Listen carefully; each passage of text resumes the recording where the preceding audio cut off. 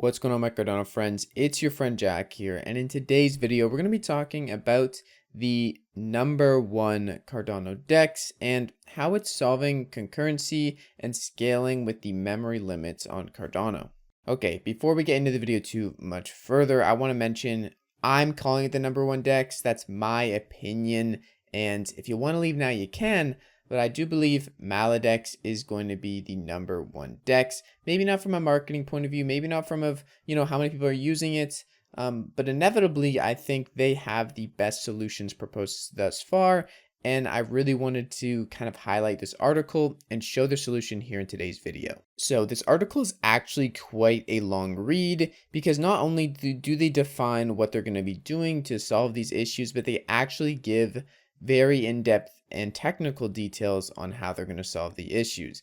It's a 17-minute read, and if you guys want to read the article, it'll be linked down in the description. But in today's video, I'm going to be summarizing basically what they've been saying and what they're doing to solve these issues and why I believe they're going to be the #1 DEX on the Cardano blockchain from a technical point of view and from a user-friendly point of view. Okay, so now you're probably asking what's going on here, right? I've maybe read the other concurrency articles from other DEXs. They seem to have it sorted out, at least they say they do. And what's going on here, right? Why is Maladex the #1 DEX? And how can I trust what Maladex is doing compared to the other DEXs is a better solution? So if you actually read this article, they go over the basically basics of what they're trying to solve, and they really lay out the whole UTXO model, concurrency, in a pretty digestible way. So I definitely recommend you guys read this, but I'm going to be covering the points that Maladex is building on and what they're solving in this video. So if you have already read this article, we can process kind of what's going on together. And if you haven't, you can get a good understanding of the direction that Maladex is trying to take. First and foremost, though, the major consequences and kind of scaling challenges are laid out here in the article, which are probably good to note before we go too much further in this video. Basically, transactions are much cheaper and fees can be computed exactly, leading to a much better user experience with the consequence of a UTXO model on the Cardano blockchain. And another consequence, the first one wasn't really a consequence, is that Plutus developers need to consider concurrency as part of their dApp design and implement it in a way to achieve the highest throughput possible, maintaining fairness and trust. So that's fairly important. Doing this in a fair and trustless way is going to be a highlight of this article. Keep that in mind. Another scaling challenge, which is outlined as in a solution in this article, is a transaction memory limit to 16 KB and a block memory limited to 65 KB. So you can only fit so much transactions in a block, limits how much transactions can be processed per second. So if you don't know already, many of the other Cardano DEXs propose more of an account-based model, similar to Sundaeswap or MinSwap, and even the smallest aggregated transactions by off-chain code can easily exceed both of the average limits we just talked about. This could often lead to transactions that won't fit in due to memory constraints and would be a serious throughput limitation, being only 4 transactions per block. And there's only 1 block every 20 seconds, so not the most efficient model, although we haven't completely heard Sundaeswap's, solution for this. It looks like Maladex is kind of taking the lead with proposing a solution. Another thing to keep in mind as we go forward in talking about Maladex and this article is that Cardano has smart contracts by the most general definition, but really a better term for it is kind of defining it into 2 terms: on-chain validators / on-chain code, and then off-chain code. So code that runs on the blockchain and codes or scripts that don't run on the blockchain. Each of these have their own use case in building the quote-unquote smart contract, but it's a fundamental distinction because it implies that running off-chain code in the case of Cardano dApps is not only useful but mandatory. In this case, Cardano is choosing healthy minimalism without the sacrifice of any decentralization and security properties. So now we're going to go and look at the other scaling solutions a little bit more in depth proposed by the other DEXs building on Cardano. As of right now, only 3 other DEXs have really revealed their solutions to the concurrency problem, And those three are ErgoDEX, MinSwap, and Meld, last of which Meld is not a DEX. Many of the other DEXs, including Sundaeswap and OccamX, have only hinted that they've solved the issue with no really concrete evidence to what their solution is. Now, this makes sense.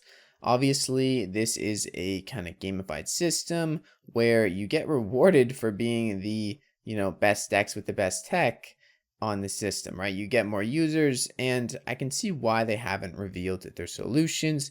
But in another sense, it also means we don't know what they are, and we can't really get a good picture at what they're doing until it's out. Maladex here has basically put this article together and provided what their solution is. And so far, to me, it's been the best solution that I've seen yet by a long shot. Keep in mind, though, I'm not a super technical person. I have some technical experience, but in terms of deciding which DEX is the best and which has the best solution, from what I can read and see, Maladex looks to be a great platform. Now, I'm going to do another video on Maladex, but for now, let's go ahead with the rest of the video. So they mentioned here that ErgoDEX uses an off-chain sequencer that looks at all limit and AMM orders and prepares aggregated transactions to execute them. So they go over this and how it can be greatly improved upon, but they do think it's a really good solution or a decent solution just to centralize at the moment. Now, I have seen this solution and I thought it was a good one too, but they also mentioned there that this is just a temporary solution but they will be, reiterating on it. They will be making it better going forward. And I really do like the ErgoDEX team. I think they're doing things the right way. They're heads down builders. And I think with this article and with more information of how, Maladex is doing it, they're going to be able to go even further with their already more centralized solution to make it more decentralized. Maladex does fire a lot of kind of red flags at other DEXs in this article, but all in all, I really just believe it's because they have a solution that they think is better, which makes sense. And I don't think they're trying to say these people should stop building. I just think they're trying to say, hey, look over here, we have a solution and it's going to be open source. You're going to be able to use it. You can see what we're doing here. They're providing a platform for other people to build on their existing solution, aka they're giving their competitors fuel. So I don't think it's the worst thing in the world that they're kind of shining some light on the issues with other DEX's solutions. Now, another reason that I think Maladex is one of the best DEXs on Cardano, if not the best as of right now, it's because they have some very efficient developers who basically attempt to solve problems from the ground up, and it's quite impressive what they've done so far. And after reading this article, it only made me more bullish on their DEX and what is coming next.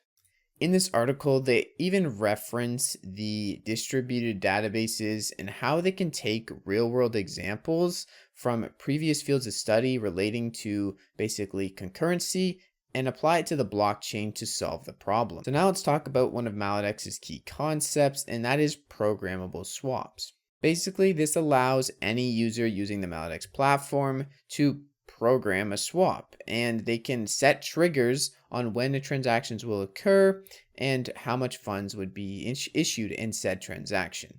This allows a lot of things and possibilities. To just list a few here, you can set a buy and sell limit order, obviously, but you can also DCA, set an automatic DCA programmable swap to basically buy you crypto every single day or however often, and even adjust the chunks by weights based on the price dynamics. So there's a lot of things that basically Maladex is trying to do with programmable swaps, but it's a key function in going forward in the solutions, and it's going to be mentioned. So make sure you take note that they are going to be using programmable swaps to allow for a lot of different actions and basically set triggers to initiate transactions with programmable swaps. This protocol of programmable swaps is composed of two parts, the commit phase and the execution phase. First of all, the commit phase sends a commitment onto the blockchain to perform a certain action, whatever it may be. Each commitment can be canceled by sending a cancel order as another programmable swap, and each commitment is an NFT and can be produced in parallel using a minting policy, solving the concurrency issue that we've been kind of looking at for the past 3 weeks.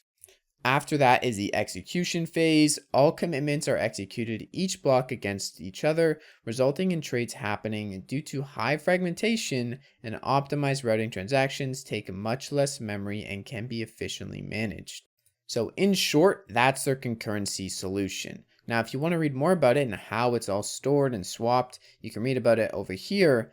But essentially, this is a much better way of solving the issue than the other DEXs. They also managed to do this in a very decentralized way, incentivizing stake pool operators of Cardano to help process transactions with their relays. Another benefit to running these off-chain execution engines, other than decentralization drastically being increased, is it leads naturally to scaling beyond transaction and block memory limitations, and increasing the transaction execution speed via Hydra heads. So now let's get on to their memory limit solution. Basically, any stake pool operator running a Maladex execution engine will be able to join a group of operators partaking in creating these Hydra heads. Hydra head is an isomorphic Cardano layer 2 scaling solution. Hydra heads formation will allow for much shorter block times inside Hydra head, example, producing layer 2 block every 1 second and increased memory limits. This allows for significant scaling of transaction speed and memory limits. A Maladex Hydra head will be capable of executing multiple block cycles, example 20, during a single Cardano layer 1 block and commit the result of 20 blocks back to layer 1. Another question that has been floating around the block about concurrency is the need for an account-based model for Cardano DEXs. MinSwap or Cardano DEX mentions in their article for Laminar, their concurrency solution, that they believe an account-based model is required for functioning DEX because the state needs to be centralized for AMM liquidity models. Maladex completely disagreed with this, and in any market, the current price and liquidity is an emerging property of the underlying order. In a classical market, liquidity is provided via limit orders in the order book. In typical decentralized markets, it is provided via AMM formulas. These could be completely centralized, as in the case of Uniswap version 1 or version 2, and any of the other Cardano DEXs, trying to mimic the model on Cardano, such as Sundaeswap or MinSwap. Or these could be highly fragmented in the case of Uniswap v3. Maladex is proposing that we only need to take the local information necessary based on the transaction being submitted, compared to the global liquidity state such in Uniswap version 1, version 2, and proposed by Sundaeswap or MinSwap. It's not necessary to take so much information in, increasing the block size and the memory used, but also it's highly undesirable and it leads to extreme inefficient liquidity supply. Now, when we're fragmenting these transactions and only using the necessary local data needed, this is much better, and in the case of Uniswap version 3, led to the emergence of a geometric price model, and as a result of significant reduction of impermanent loss and an increase in capital efficiency. I know that's a lot of big words, but basically, it's a better alternative to taking all the information and shoving it in there, and it's going to provide a lot better experience for the user in the end, because no one wants to lose funds for just simply using a DEX. Something I really took note of when reading this article is this section right here. Essentially, Maladex is the first Cardano DEX to propose a model that inherently removes impermanent loss and significantly increases capital efficiency. And they do both, okay? They don't just do one, they don't just do the other, they do both. They believe this change of paradigm will make the transitions of traders and investors out of the centralized exchanges and onto the decentralized ones more possible. So now a little bit of boasting here on Maladex's side, but possibly well deserved. Why our model is the best achievable. Let's go over the proposed model. It achieves maximum concurrency as defined by Amdahl's law, increases the transaction throughput beyond Cardano limitations via the usage of Hydra heads and SBOs being completely decentralized or very decentralized in comparison to other DEX solutions, and provides built-in incentives for fair order execution, prevents MEV attacks, and so much more, allows for the trustless expression of order types beyond the current offering of exchanges both centralized and decentralized both blockchain native and traditional finance. Allows for distribution of routing components via SBOs, which classically is centralized by each exchange, and community participation in exchange running. Something they actually don't mention in this, and before I get to the other 2 points, is that being more decentralized also means there's very, very little chances of the DEX being taken down or overregulated. As mentioned before, their system is free of an impermanent loss and naturally leads to high capital efficiency. Also, last but not least, Maladex and this proposal of their solution converges on the true market price, increasing the market efficiency, of course, and enabling Maladex to be an oracle of the true market price for Cardano native assets. Pretty crazy stuff. Alright my friends, that's it for today's video. If you enjoyed, please smash the like button, hit subscribe, and go check out the article down below, as well as Maladex's Twitter. Give them a follow over there, because I believe they are going to be doing big things going forward, and they already have been making some waves as of recent, especially with this article. Anyways, see you guys in the next video. I hope you enjoyed it. Shout out to all the other DEXs building on Cardano. You guys are doing a great job. Keep working. This was not an attack on anybody. It's just an alternative solution to the problem at hand. Peace out.